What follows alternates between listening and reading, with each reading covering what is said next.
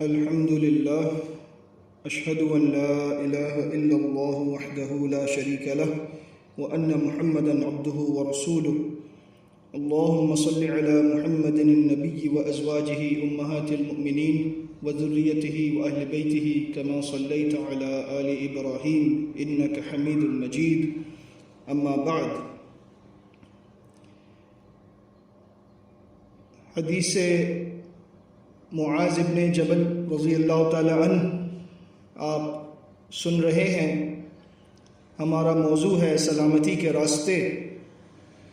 اللہ رب العزت سے دعا ہے کہ وہ مجھے سمجھانے کی اور عمل کرنے کی توفیق عطا فرمائے اور آپ سب کو سمجھنے اور عمل کرنے کی توفیق عطا فرمائے۔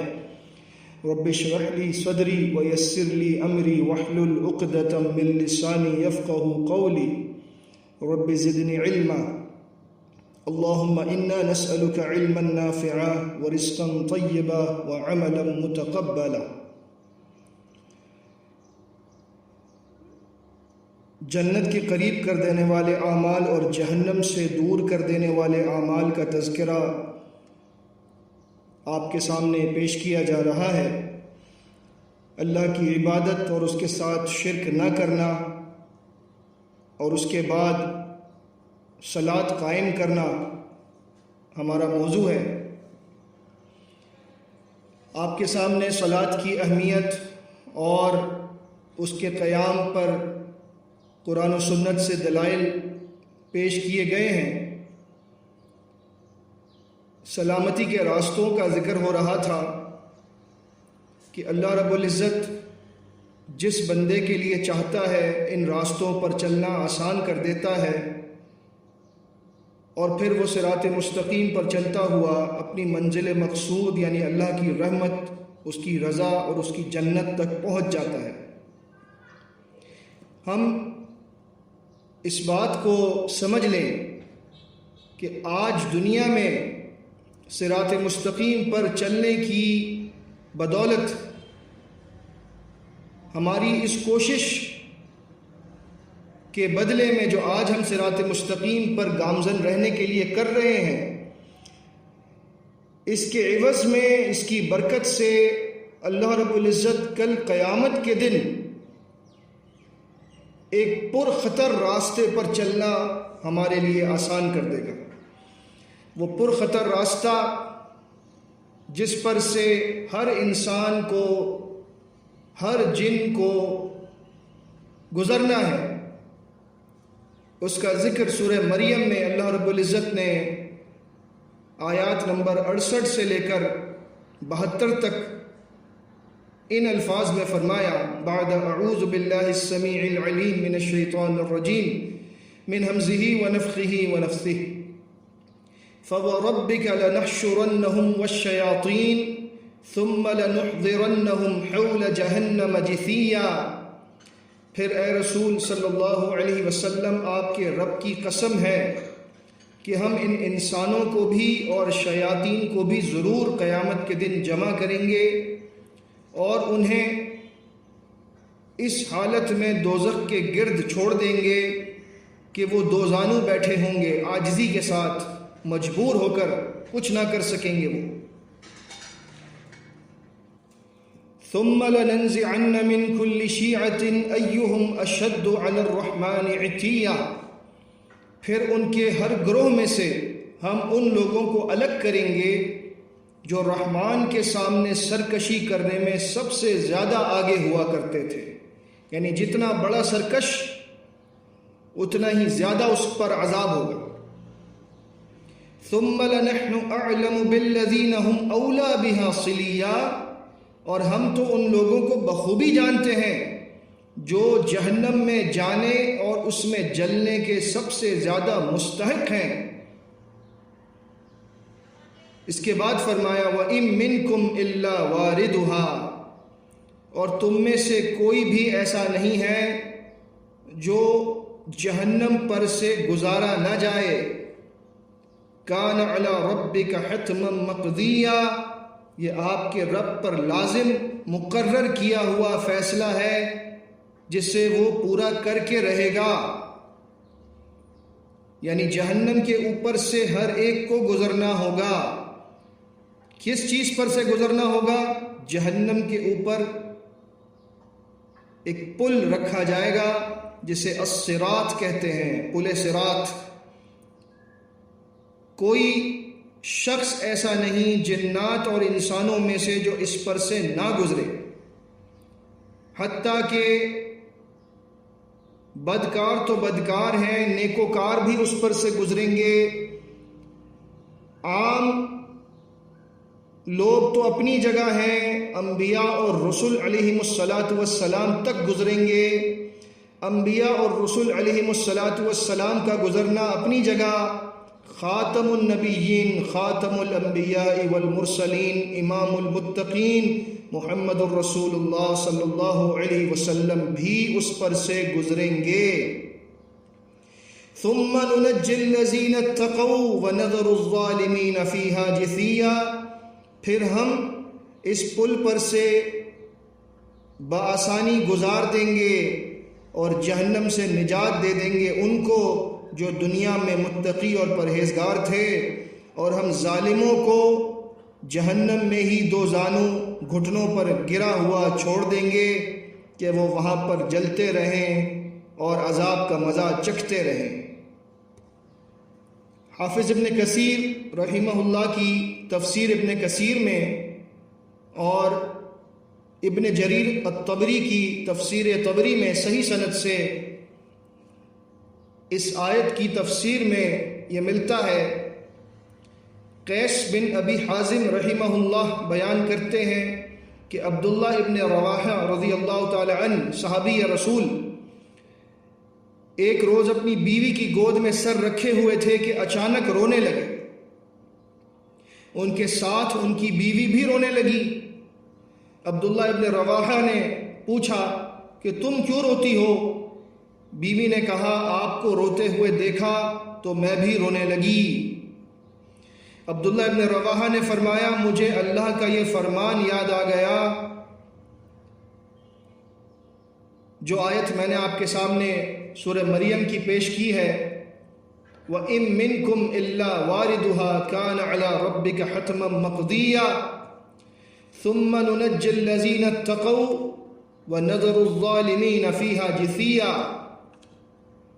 کہ تم میں سے ہر شخص کو جہنم کے اوپر جو پل صراط ہوگا اس پر سے گزرنا ہوگا، یہ تمہارے رب کا حتمی فیصلہ ہے، پھر ہم پرہیزگاروں کو نجات دیں گے اور ظالموں کو اس میں گھٹنوں کے بل پڑا ہوا چھوڑ دیں گے۔ یہ آیت بیان کرنے کے بعد عبداللہ ابن رواحہ نے روتے ہوئے فرمایا مجھے نہیں معلوم کہ پل صراط سے گزرتے ہوئے ہم بچیں گے یا نہیں، مجھے نہیں معلوم کہ پل صراط سے گزرتے ہوئے ہم بچیں گے یا نہیں۔ اللہ رب العزت کے یہ نیک بندے دنیا میں اللہ رب العزت کی رضا کے لیے سب کچھ کرنے والے، لیکن ان کا خوف، ان کا ڈر، ان کا تقوی مثالی کہ اللہ رب العزت کے سامنے پیش ہونے سے اور جہنم کے اوپر رکھے گئے پل صراط کو پار کرنے کے معاملے میں اتنے خوف زدہ ہیں کہ وہ یہی سوچ کر رو رہے ہیں کہ معلوم نہیں ہم بچیں گے یا نہیں بچیں گے۔ مستدرک حاکم میں حسن سند سے موجود ہے اور اس کو شیخ ناصر الدین البانی السلسلۃ الصحیحہ میں لائے ہیں۔ سلمان فارسی رضی اللہ تعالی عنہ سے مروی ہے کہ نبی کریم صلی اللہ علیہ وسلم نے فرمایا قیامت کے دن اتنا عظیم ترازو رکھا جائے گا کہ اس میں زمین اور آسمان کا وزن بھی کیا جا سکے گا۔ فرشتے پوچھیں گے اے ہمارے رب یہ ترازو کس کے لیے وزن کرے گا؟ اللہ فرمائے گا میں اپنی مخلوق میں سے جس کے لیے چاہوں گا یہ اس کا وزن کرے گا۔ فرشتے کہیں گے سبحانک ما عبدناک حق عبادتک، اے ہمارے رب تو پاک ہے، یقیناً ہم تیری عبادت کا حق ادا نہ کر سکے۔ کون کہے گا؟ وہ فرشتے۔ وَنَحْنُ نُسَبِّحُ بِحَمْدِكَ وَنُقَدِّسُ لَكَ، جن کی گواہی اللہ کا قرآن دیتا ہے سورہ بقرہ میں کہ وہ تو بس اللہ کی تسبیح بیان کرتے رہتے ہیں، اس کی حمد بیان کرتے رہتے ہیں، اس کی تقدیس بیان کرتے رہتے ہیں۔ وَيَفْعَلُونَ مَا يُؤْمَرُونَ سورہ تحریم میں ہے کہ جو انہیں حکم ملتا ہے بس اتنا ہی کرتے ہیں۔ يَخَافُونَ وہ اپنے رب سے ڈرتے رہتے ہیں۔ لیکن ان فرشتوں کا حال دیکھیے قیامت کے دن، وہ ترازو کو دیکھ کر، جبکہ ان کے اعمال کا وزن نہیں ہونے والا، لیکن اس کی عظمت کو دیکھ کر اللہ رب العزت کے جلال کے آگے ان کی یہ کیفیت ہوگی کہ وہ کہیں گے سبحانک ما عبدناک حق عبادتک، تو پاک ہے اے ہمارے رب، ہم تیری عبادت کا حق ادا نہیں کر سکے۔ فیوضع الصراط اس کے بعد پل صراط نصب کیا جائے گا جس کی دھار بہت تیز ہوگی۔ پھر فرشتے پوچھیں گے اے ہمارے رب، اس پل صراط پر سے کون گزرنے والا ہے، اس کو کون عبور کر پائے گا اور کون نہ کر پائے گا؟ اللہ تعالیٰ فرمائے گا من شئت من خلقی، اپنی مخلوق میں سے میں جس کو چاہوں گا اس پر سے گزار دوں گا، اور جسے میں نہ چاہوں وہ نہیں گزر سکتا۔ فیقولون فرشتے کہیں گے سبحانک ما عبدناک حق عبادتک، اے ہمارے رب تو پاک ہے، ہم تیری عبادت کا حق ادا نہ کر سکے۔ ابو ہریرہ رضی اللہ تعالی عنہ سے مروی ہے صحیح بخاری کتاب الصلاۃ میں، اللہ کے نبی صلی اللہ علیہ وسلم نے فرمایا قیامت کے دن لوگوں کو جمع کیا جائے گا، پھر اللہ تعالیٰ فرمائے گا جو شخص جس کی عبادت کرتا تھا اس کے ساتھ ہو جائے، لہٰذا کوئی سورج کے ساتھ ہو جائے گا، کوئی چاند کے ساتھ، اور کوئی شیطانوں اور بتوں کے ساتھ، حتیٰ کہ اس امت کے لوگ رہ جائیں گے، ان میں منافق بھی شامل ہوں گے۔ پھر اللہ تعالیٰ ایک نئی صورت میں ان کے پاس آئے گا اور فرمائے گا میں تمہارا رب ہوں۔ وہ کہیں گے کہ ہم یہیں پر ہیں جب تک ہمارا رب نہ آ جائے، جب ہمارا رب آ جائے گا تو ہم اس کو پہچان لیں گے۔ پھر اللہ تعالیٰ دوسری صورت میں ان کے پاس آئے گا اور فرمائے گا میں تمہارا رب ہوں۔ وہ کہیں گے بے شک تو ہی ہمارا رب ہے۔ دیگر روایات سے معلوم ہوتا ہے کہ ایک نشانی ہوگی اللہ رب العزت کو پہچاننے کی، جو پنڈلی کی نشانی ہے، جس کا ذکر آیات اور احادیث دونوں میں ملتا ہے۔ پھر اللہ تعالیٰ ان سب کو بلائے گا، پھر پل صراط دوزخ کے درمیان رکھا جائے گا۔ رسول اللہ صلی اللہ علیہ وسلم فرماتے ہیں سب رسولوں سے پہلے میں اپنی امت کو لے کر پار ہو جاؤں گا۔ اس دن سوائے رسولوں کے کوئی بات نہ کر سکے گا۔ وَكَلَامُ الرُّسُلِ يَوْمَئِذٍ اللَّهُمَّ سَلِّمْ سَلِّمْ، اور رسول بھی جو بات کہیں گے تو ان کی زبانوں پر بھی بس یہ الفاظ جاری ہوں گے اللہم سلم سلم، اے اللہ بچا لے، اے اللہ سلامت رکھ۔ سلامتی کی دعا اللہ سے کرتے رہیے۔ ہمارا موضوع بھی سلامتی کے راستے ہیں، اور یہ پل صراط، اس پر سے جو سلامتی کے ساتھ گزر گیا، یقین جانیے سب کچھ اس کا ٹھیک ہو گیا، اس کا بیڑا پار ہو گیا۔ لیکن اس پل صراط پر سلامتی کے ساتھ گزرنے کے لیے آج دنیا میں جو سلامتی کے راستے بتائے گئے ہیں ان پر سے ہمیں گزرنا ہوگا، قرآن و سنت کے مطابق ان تمام اعمال کو کرنا ہوگا۔ صحیح مسلم کے حوالے سے جو ہم دعا مانگتے ہیں ہر فرض نماز کے بعد، اللہم انت السلام ومنک السلام تبارکت یا ذا الجلال والاکرام، اے اللہ تو سراسر سلامتی ہے، تیری ہی طرف سے سلامتی ہے، اے ذوالجلال والاکرام، اے جلال اور بزرگی والے تو بابرکت ہے، تیری ہی طرف سے سلامتی ہے، تیری ہی طرف سے برکتیں ہیں۔ لہٰذا انبیاء بھی اس دن یہی کہیں گے اے اللہ سلامتی کے ساتھ گزار دے۔ پھر اللہ کے رسول صلی اللہ علیہ وسلم نے فرمایا